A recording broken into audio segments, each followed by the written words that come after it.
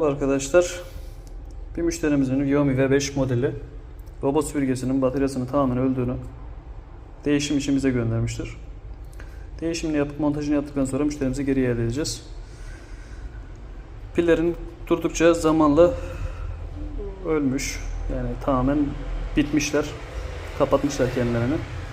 Söktük. İşlemleri başlayacağız birazdan. Makinesi yeni. Xiaomi V5 modeli makine. Güzel bir makine. Sensörlü. Değişimini yapacağız. Şimdiden bize kolay gelsin.